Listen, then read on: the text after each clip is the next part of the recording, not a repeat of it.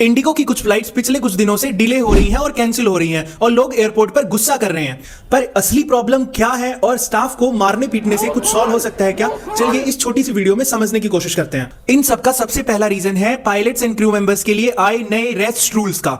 Aviation regulator ने duty hours and rest rule को पहले से ज्यादा स्ट्रिक्टर बना दिया है ताकि pilots and crew members fatigue ना हो और सेफ्टी बनी रहे। मतलब जितने पायलट्स पहले लगातार सेक्टर्स उड़ा सकते थे अब वो नहीं उड़ा सकते हैं।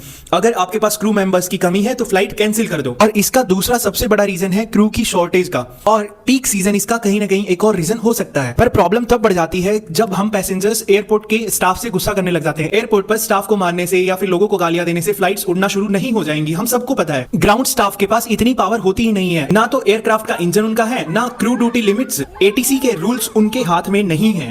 जो बंदा उस काउंटर पे खड़ा है वो भी किसी की ड्यूटी कर रहा है, उसको थप्पड़ मारने से गाली देने से क्या चेंज हो जाएगा? कुछ भी चेंज नहीं होगा। और ऑलरेडी अभी रिसेंट वाली न्यूज में उन्होंने कहा है कि 15 तारीख तक की सभी उड़ानें जो है वो रद्द कर रहे हैं, मतलब मोस्टली सारी उड़ानें जो है वो रद्द कर रहे हैं और उनके पैसे जो है वो रिटर्न कर देंगे। तो हमें चाहिए कि हम दूसरे ऑप्शंस ढूंढ ले, क्योंकि हम जितनी मारामारी यहां पर करेंगे उतने ही फ्लाइट्स के रेट जो है वो इंक्रीज हो रहे हैं। आज तक की जो रिसेंट मैंने कुछ पोस्ट देखी कुछ न्यूज चैनल्स की, उसमें लिखा हुआ था कि 70 हजार रुपए से ऊपर तक का फेयर चला गया है चेन्नई से दिल्ली, दिल्ली से चेन्नई तक का। मतलब ये कहीं ना कहीं हमारा फॉल्ट है, हम चीजों को बहुत ज्यादा एक्सीड कर रहे हैं।